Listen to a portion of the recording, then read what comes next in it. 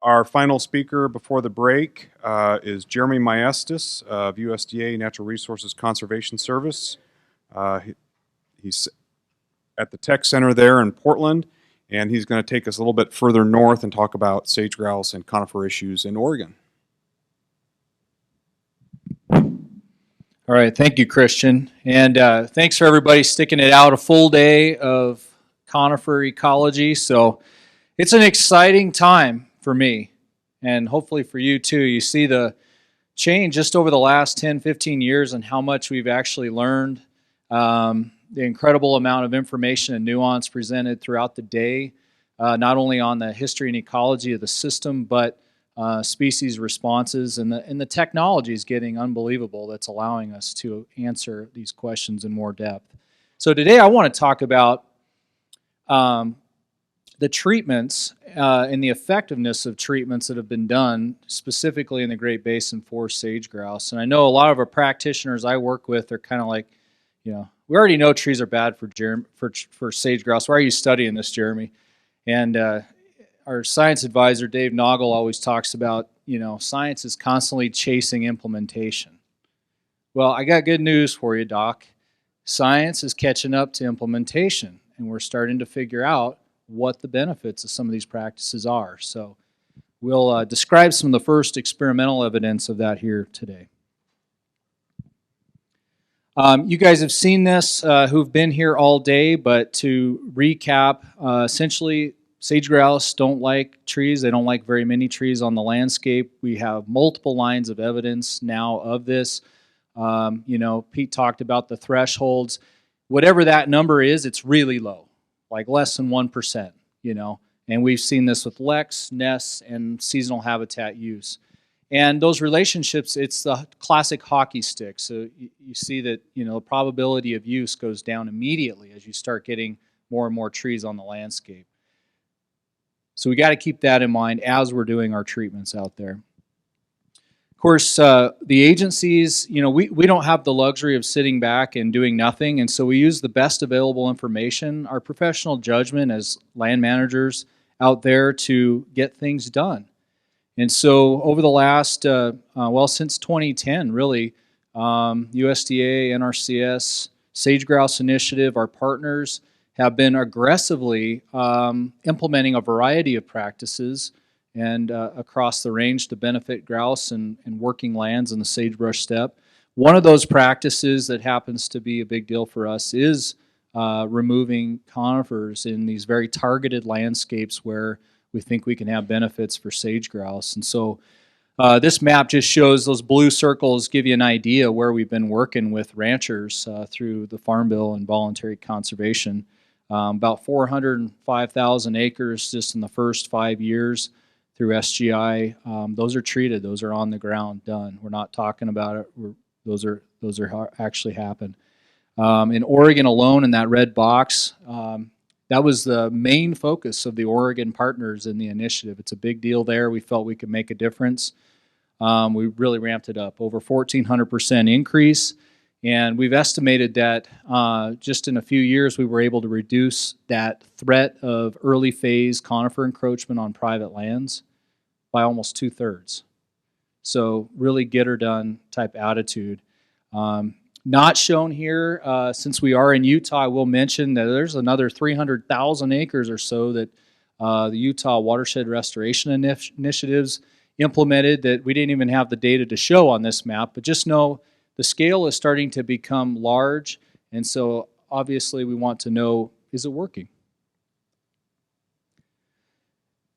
One of the things that we set out to do when we started our sage grouse initiative was set up place-based, outcome-based evaluations where we're,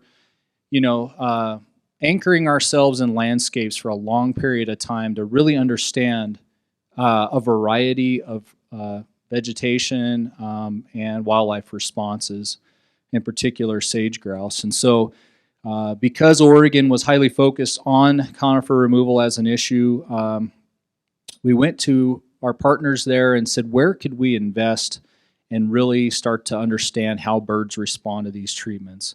And what we were looking for is this collaboration collaboration across ownerships that would get us to the treatment scale where we would actually expect a bird like sage grouse to respond. They truly are a landscape bird, which means you can't do postage stamp things and expect to see them respond. We got to go big. And so when we did that, encountered some partners there near Lakeview. This is kind of south central Oregon. California and Nevada aren't too far. And actually the BLM is a big hero in this story. Todd Forbes is now the field manager, had the vision there to start planning a whole watershed.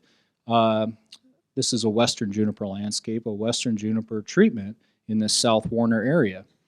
Him and his staff secured some funds to actually mark sage grouse before a tree was even cut so that we could have some kind of baseline data. And so the light bulb went on when we saw that. We said, you know what? We want to work in that landscape too.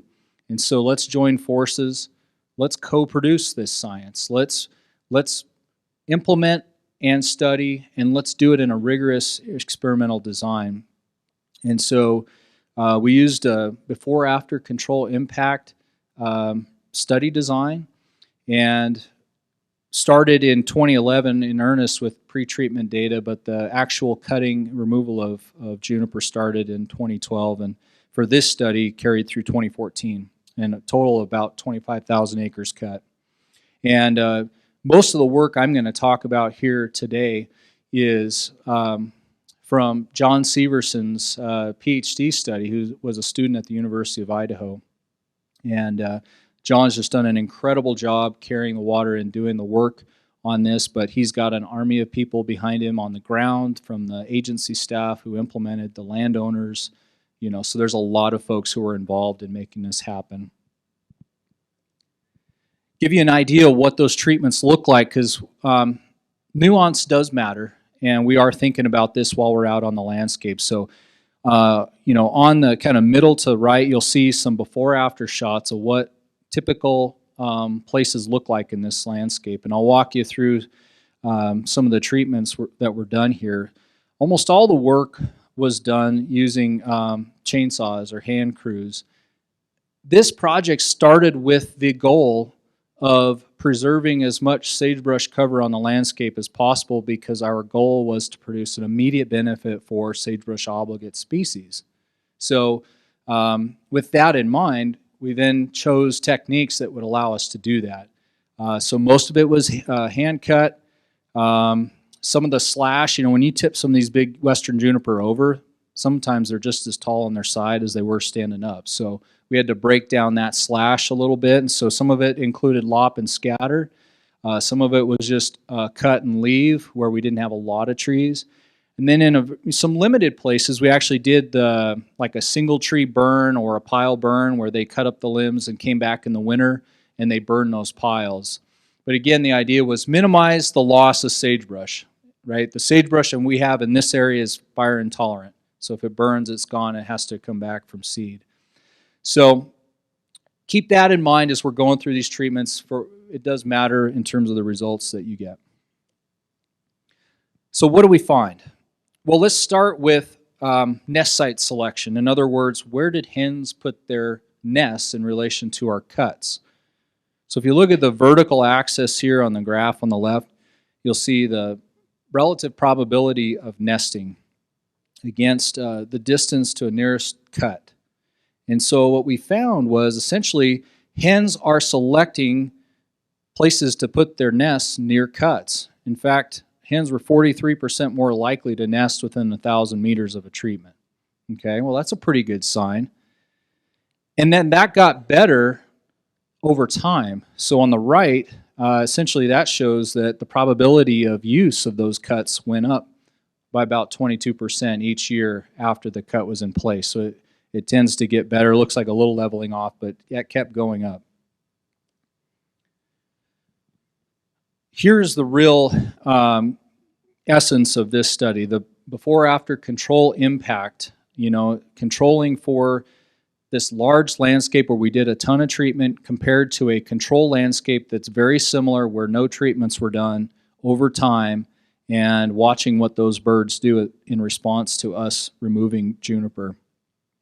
So you can see here from 2011, where we had pre-treatment data, actually the control area is shown in red, treatment in blue. And at that time, the control had slightly more estimated nesting habitat. But as soon as we started cutting, what the habitat the birds were using actually grew. And by the end of 2014, we actually saw about a 30% expansion in the amount of available nesting habitat in the treatment area, while no such change happened in the control.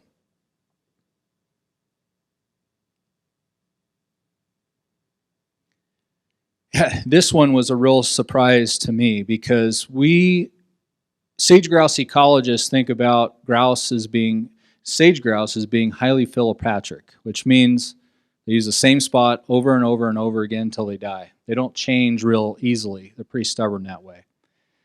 In this study, we actually found that within 3 years of initiating cuts, about a third of all the marked population of birds moved readily into our cuts and started nesting there. So a really rapid response just in a few years, and we're excited to continue to monitor this and see how this plays out. But a really dramatic change in how those birds are using that treatment landscape. So shifting gears just a little bit, I want to mention another study here out of Utah State University. Charlie Sanford, Terry Mesmer, and others did some work up in northwest Utah. This was independent of what we were doing in Oregon, and they actually found a very similar pattern here. They found 86% of hens avoided those conifer habitats, but more importantly, both nest success and brood success were higher near cuts. So birds that chose to be near cuts are doing better. And so I think we were really encouraged by these results and the work of Pete Coates and others. A lot of these independent studies are starting to show very similar findings that give us some confidence going forward. Now, of course, the holy grail question, which is, can we generate a population level response? Everybody wants to know that, right? Well, here's some work that John's leading up. This is based on his research there out of the Warners and extrapolating some of the trends he found there towards a population basically forecast for the future. If you take the data he has on female survival and nest survival, which are two of those really most critical vital rates in growing sage grouse populations, and you look at the trend over time, just in the short few years he was out there, saw about a 7% increase in annual female survival in the treatment area relative to control, and almost 20% increase in nest survival. You plug those into a population model, and John's estimating we could see up to a 25% increase in the population growth rate in the treatment area relative to the control. So it doesn't take a lot of change in those vital rates to, over time, really start to see populations grow. So what that means for this Warner population of birds, where lambda today, which is kind of that population growth rate, is slightly decreasing, with this pattern, we go to an increasing population, which is the ultimate goal of our conservation efforts. So now time will tell, and we'll continue to monitor this, but this is a really positive sign for us and one that gives us some confidence. Again, I'm going to wrap up here. Key findings for me, this is the first replicated experimental evidence that this targeted conifer removal is effective for benefiting sage grouse. We've seen that for many different aspects of their life cycle, but for this study, it was particularly related to nesting habitat. Landscape scale treatments likely contributed to the observed responses. What does that mean? Again, you saw the map of that Warner study area, and I could show you a similar one for box elder. It's just covered with blobs of treatment area, and they're all in the same place. grouping these treatments in the same landscapes, we think has a huge role in generating those bird responses that we're seeing. And so, yes, we can do patch cuts here and there that are beneficial for a variety of things, but if we really want to achieve our goal, coordinating, working in the same watersheds is really the key. So for us, some next steps, we do have a continued partnership through Oregon State University, Christian Hagen, Andrew Olson, continue work out there, monitoring, looking at a variety of different aspects, including brood rearing, seasonal habitat, long-term population level type growth. And so we're committed to the long haul to see how this thing plays out. From a practitioner standpoint, land management agency standpoint, this gives us a lot of confidence going forward with our partners at BLM, at Forest Service, the public land management agencies, as we try to scale up this type of work. Let's take these rare examples out there like the Warners and box elder and a few others that you can name, and let's create 20 of them, 30 of them, big whole watershed projects where we go big, we go bold, and we do it in a way that's nuanced. You know, I wanted to mention, a lot of the other presenters mentioned this, but we are highly concerned about doing this right. And every one of these projects has a ton of local thought behind what are the appropriate ecological sites to treat. You know, we're not just wholesale taking everything off. The Warners, there was a really detailed inventory done, mapping the woodland sites that we would avoid, mapping the sites that we wanted to treat. And so we can do this in a very nuanced fashion and still benefit sage grouse, and that's what we're really promoting. And so we're looking forward to the future and really demonstrating to, you know, not only conservationists, but, you know, the American public that we're generating tangible community-based benefits that you can see when you drive into a watershed. I got to thank everyone again. We have a ton of, this stuff starts, I laugh because a lot of that crew, when we started this study, we took a tour out there and it's co-produced all throughout the process. You know, our research team has been back visiting with the BLM staff, with the NRCS staff, the locals, Oregon Department of Fish and Wildlife, trying to make sure we're seeing the right things, understanding what they did.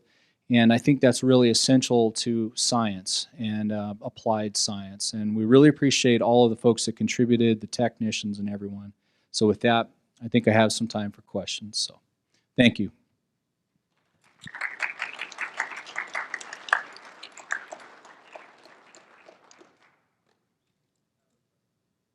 Yeah, go ahead.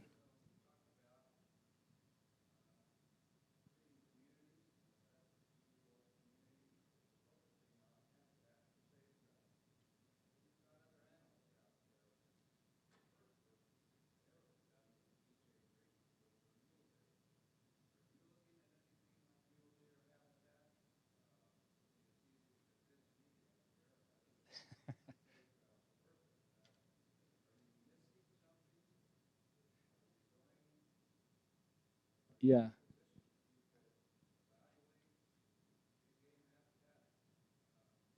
Yeah, so the question was about communities. We talked about, you know, benefiting other species other than sage grouse. Are we looking at that? Have we considered that? And absolutely. We haven't done the work directly ourselves, but we are absolutely concerned about the whole ecosystem aspect. In fact, it's part of the reason why myself, Christian, Dave, others, and Rick helped organize this whole special issue of REM this month, was to take a more holistic look at, you know, a variety of different things from water to vegetation to songbirds.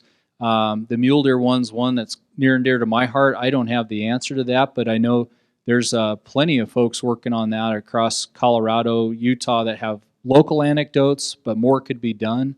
I think you're absolutely right. When we talk to people on the ground, when we work with producers, this isn't about sage grouse. Sage grouse issue gets us in the door, and then I never talk about it again unless they want to know about it. I mean, when we sit down at a kitchen table, those aren't the things that drive them. You know, we talk about common ground. What are the things that would be beneficial to a ranch? Those types of issues. And so this is a holistic thing from the ecological to the social community if we're going to make this happen long term and at scales that are meaningful. Thank you.